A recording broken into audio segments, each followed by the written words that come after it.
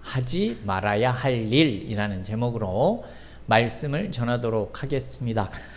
지난주에 우리는 이 사무엘이 이스라엘 백성들에게 책망 섞인 그 결론의 내용을 이야기하는 그런 모습을 보았습니다.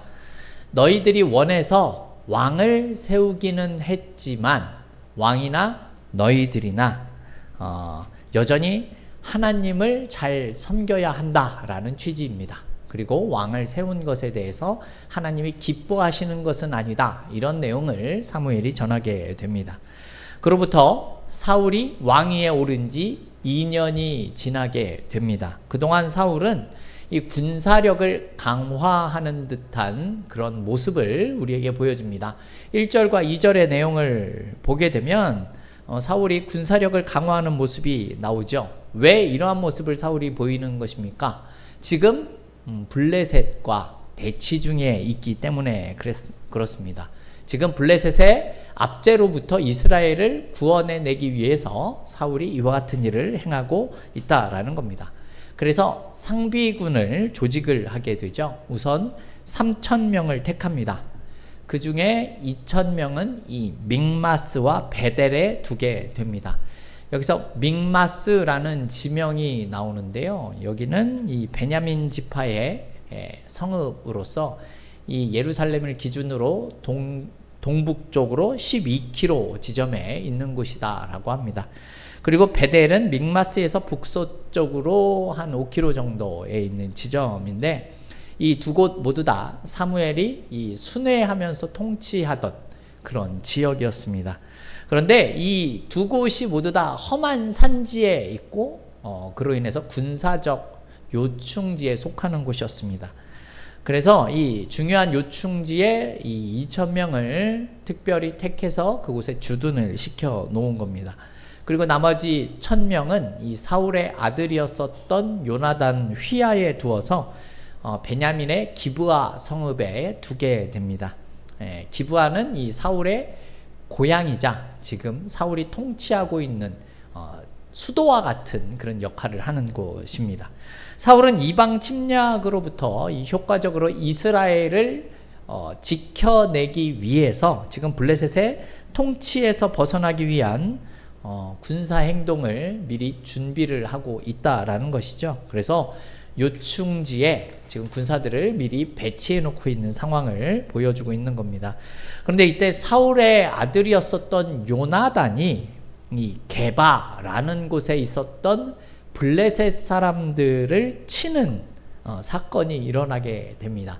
3절에서 4절에 그 내용이 나와 있는데요. 아마도 이 사울의 아들이었었던 요나단은 블레셋을 빨리 내쫓아야 한다, 몰아내야 한다라는 그런 어떤 일종의 사명감이 있었던 것으로 보여진 겁니다. 그래서 게바에 있는 블레셋의 수비대를 치게 되는 거죠. 이 게바라는 곳은 요나단이 있었던 기브아에서 북동쪽으로 한 5km 정도 떨어져 있는 곳인데요. 원래는 베냐민 지파의 이 기업입니다. 하지만 이후에 레위 인의 성읍으로 구별된 것으로 보여집니다. 여기서 수비대는 아마도 블레셋이 이스라엘을 견제하기 위해서, 통치를 위해서 주둔시킨 이런 군사기지나 초소로 보여집니다. 그런데 문제는 요나단이 이 게바를 침을 통해서 이 전쟁이, 이 사건이 확대되고 있다라는 것이 큰 문제가 되게 됩니다.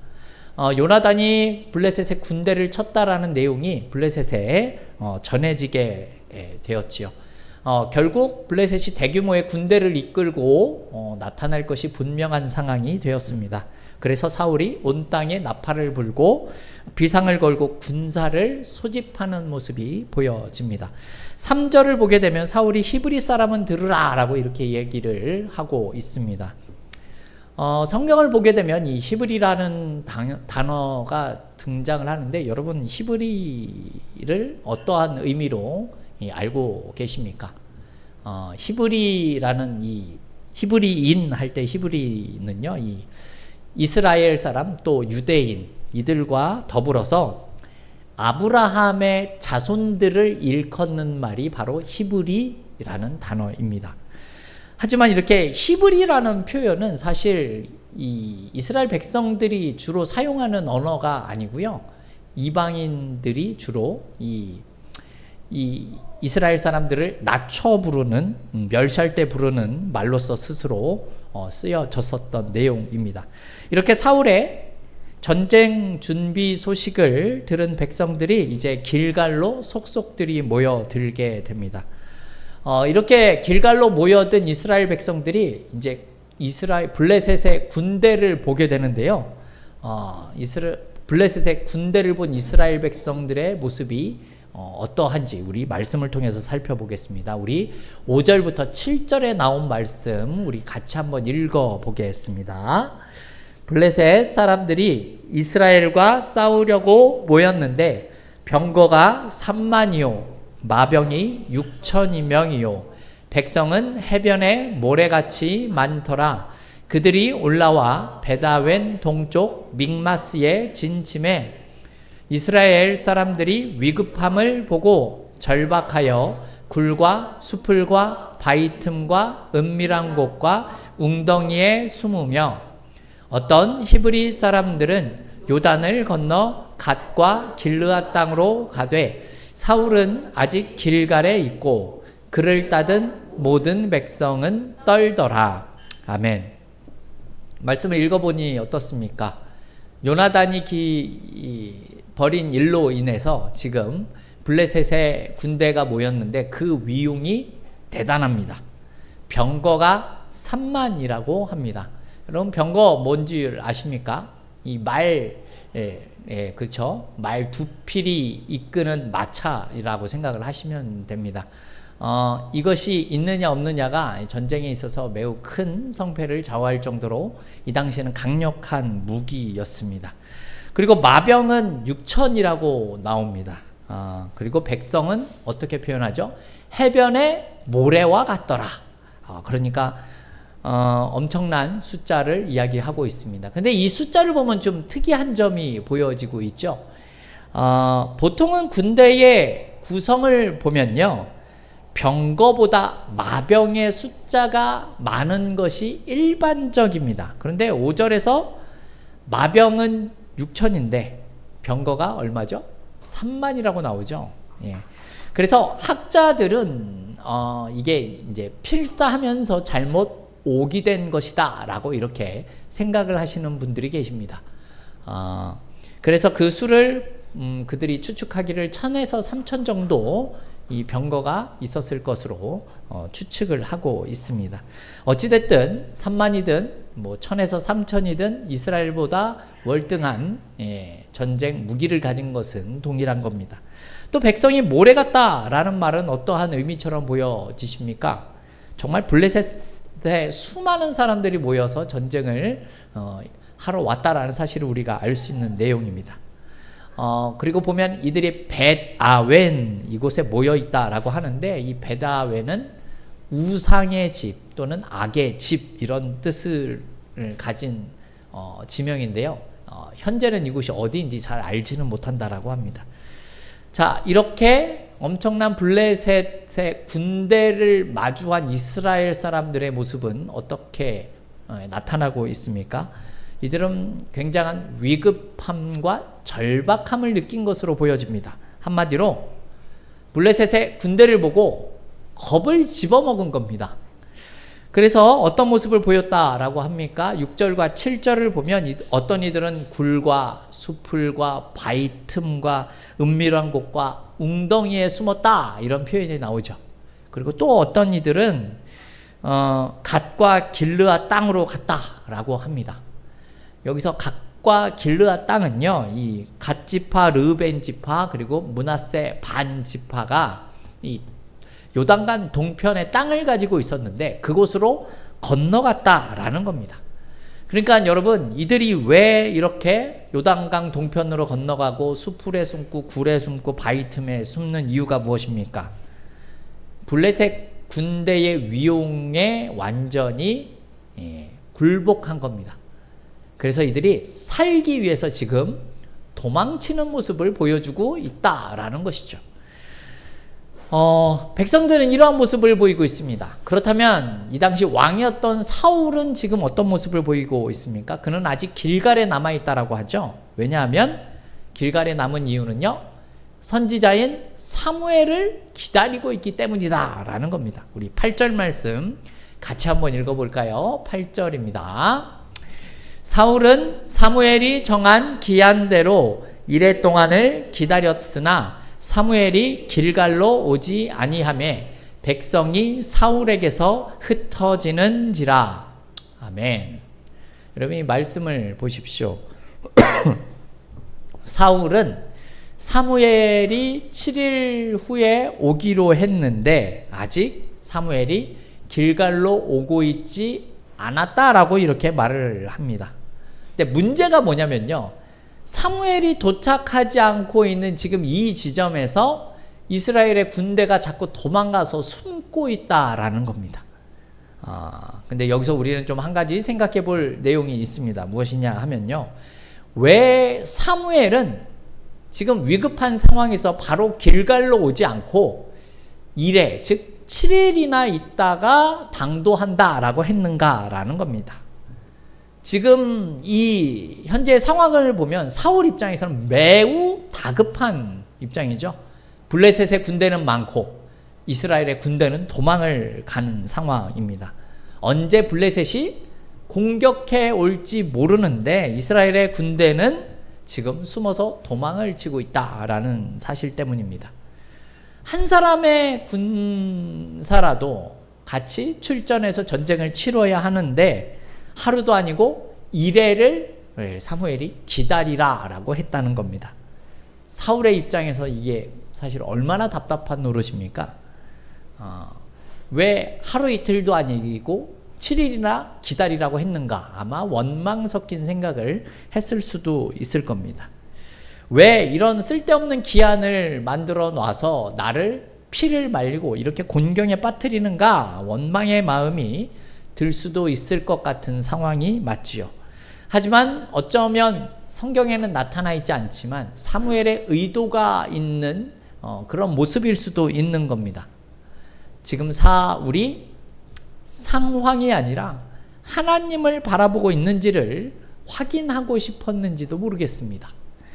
어쩌면 어떤 조건에서든지 이 사울이 하나님의 뜻을 따라 살아가려고 하는 모습이 있었는지를 이 사무엘이 보고 싶었는지도 모르겠습니다. 결국 사무엘을 기다리던 사울이 어떠한 모습을 보이게 되는 겁니까? 조급한 마음이 든 사울은 이제 스스로 제사를 드리는 모습이 나옵니다. 우리 9절에서 12절 말씀 조금 길지만 우리 같이 한번 읽어보도록 하겠습니다. 사울이 이르되 번제와 화목제물을 이리로 가져오라 하여 번제를 드렸더니 번제 드리기를 마치자 사무엘이 온지라. 사울이 나가 맞으며 문안하매 사무엘이 이르되 왕이 행하신 것이 무엇이냐 하니 사울이 이르되 백성은 내게서 흩어지고 당신은 정한 날 안에 오지 아니하고 사람은 믹마스에 모였음을 내가 보았으므로 이에 내가 이르기를 블레셋 사람들이 나를 치러 길갈로 내려오겠거늘 내가 여호와께 은혜를 간구하지 못하였다 하고 부득이하여 번제를 드렸나이다 하니라. 아멘. 이 내용을 보게 되면 지금 사울이 중대한 두 가지 실수를 하고 있는 것을 우리는 발견할 수 있습니다.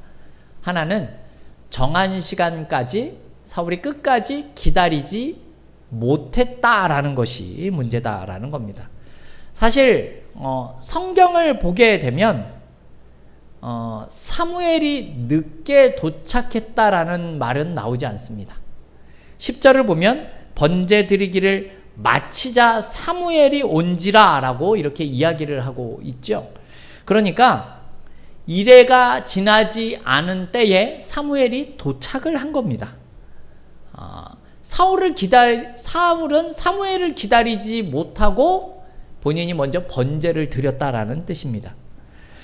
성경에서는 이 사무엘이 이레가 지난 다음에 번제를 드릴 것인지 이레가 된 날에 번제를 드릴 것이다 라는 내용을 이야기하고 있지 않습니다. 그러니까 이 말은 무엇인가 하면 사울은 사무엘이 늦게 왔다라고 이야기를 하지만 사무엘은 정한 기한인 이레를 지나지 않은 상황에서 지금 도착을 한 것이다 라는 겁니다. 그럼에도 사울은 사무엘을 기다리지 못하고 본인이 번제와 화목제물을 가져오게 한 겁니다. 여러분, 번제가 어떠한 의미로 드려지는 제사입니까? 하나님께 헌신과 충성의 의미로 그것을 상징하는 제사가 번제죠. 화목제는 하나님께 대한 감사와 교제를 의미하는 그런 제사입니다. 그런데 번제가 끝나자마자 지금 사무엘이 도착을 한 것이다 라는 거죠. 아직 화목제를 드리지 못한 상황이지만 자신의 생각보다 늦은 사무엘을 기다리지 못한 것이 이 사울의 첫 번째 문제였다라는 겁니다.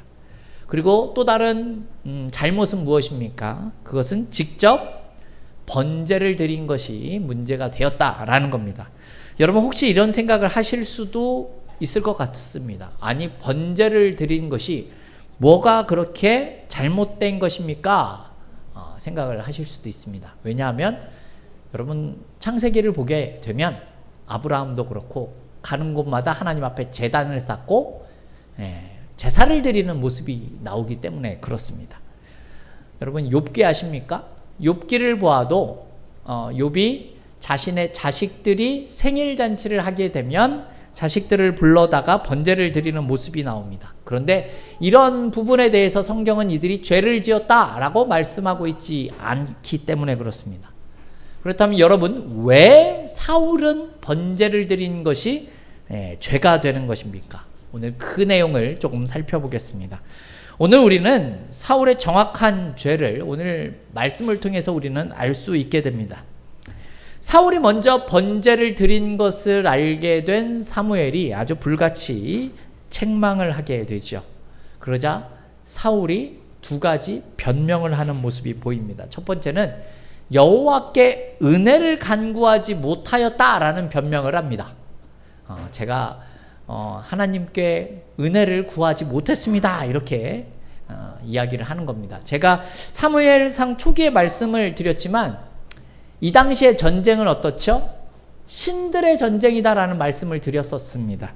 그러니까 자신들이 섬기는 신들끼리 싸우는 전쟁이었다라는 겁니다.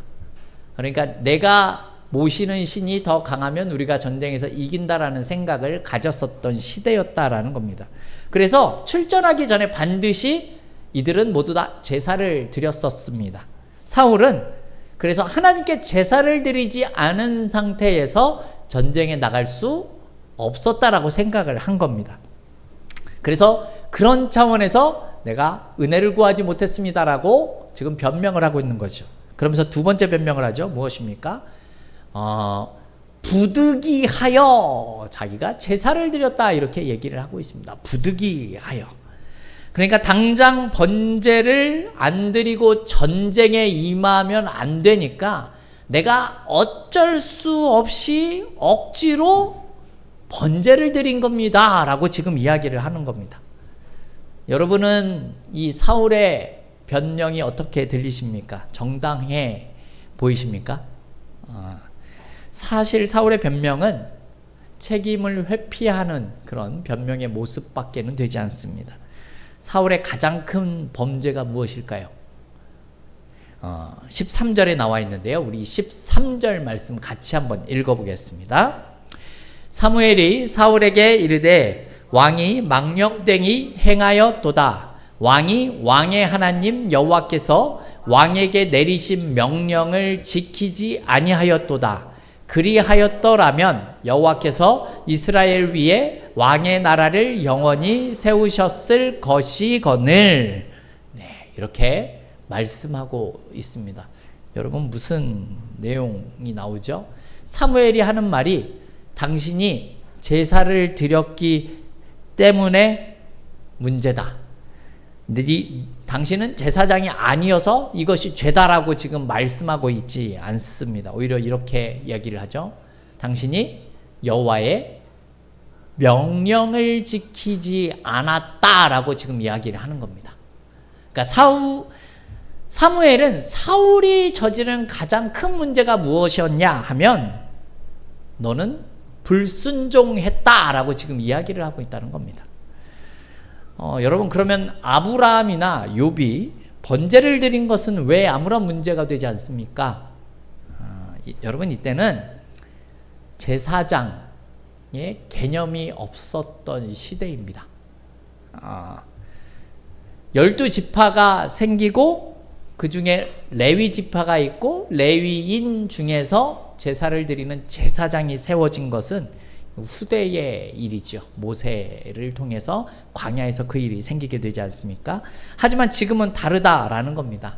그 내용을 알 수 있는 것도 우리가 사무엘상 10장에서 이미 살펴봤었던 내용이죠. 사무엘상 10장 8절을 보면 하나님은 이렇게 사무엘을 통해서 이야기를 하죠. 내가 내려가서 번제를 드릴 것이니 너는 기다리라, 이렇게 말씀하고 있습니다. 그러니까 사무엘이 여기서 기다리는 사람은 기다리는 사람은 사울이고 번제를 드리는 사람은 사무엘이었다라는 겁니다. 분명히 여기서 이미 10장에서 어떠한 역할이 정해져 있고 정해진 부분이 있었다라는 사실을 미리 보여주고 있다라는 겁니다. 그럼에도 지금 사울은 사무엘이 안 오니까 내가 어쩔 수 없이 해야 되겠다라고 말한 것이 하나님의 명령을 따르지 않은 불순종의 모습이 되었다라는 겁니다. 그렇게 사울은 하나님의 명령을 어긴 겁니다. 하지만 이런 부분에 대해서 그냥 사울은 어쩔 수 없었다라고 계속 변명을 하고 있다라는 겁니다. 사실 이때부터인 것처럼 보여집니다. 사울 왕의 모습이 이처럼 변명을 하는 모습이 나타난 것이 이때로부터 시작된 것처럼 생각이 됩니다. 이때부터 사울은 하나님을 기다리기보다는 눈앞의 상황을 해결하기 위해서 자신의 판단을 통해서 행동하는 모습이 계속해서 보여집니다.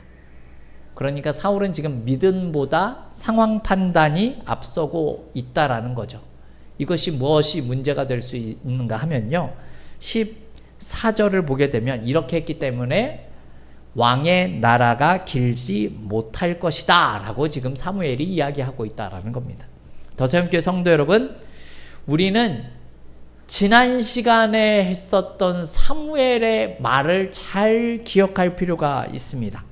무엇이죠?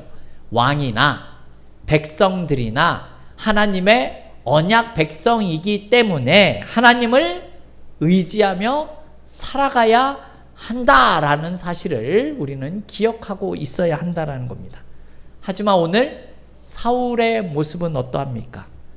본인이 급하다고 생각하니까 본인이 결정해서 본인이 행동하고 있었다라는 겁니다. 사무엘이 계속해서 이야기를 했었던 내용은 이스라엘 왕은 주변 이방 나라의 왕들처럼 스스로 결정하고 선택하며 살아가는 왕이 아니라 하나님의 말씀 아래에 있는 왕이어야 한다라고 지금 말씀하고 있다라는 거죠. 하지만 사울은 왕이 된 지 2년 만에 내가 왕이니까 내가 결정해야 되겠다라고 지금 그러한 모습, 태도를 보여주고 있는 겁니다. 하지 말아야 할 일을 행하는 사울입니다. 하나님의 명령을 어긴 불순종의 모습이 보여지게 되는데요. 이것이 이후에 사무엘상 15장에 가서 아말렉과의 전쟁에서도 동일한 모습이 나타납니다. 하나님의 명령보다 자신의 판단을 앞세우는 모습이 사무엘상 15장에 또다시 등장을 하기 때문에 그렇습니다. 이미 사울은 하나님이 아니라 자신의 통치 방식으로 살아가는 그런 왕의 모습을 보이고 있다라는 것을 오늘 사건을 통해서 보여주고 있는 겁니다.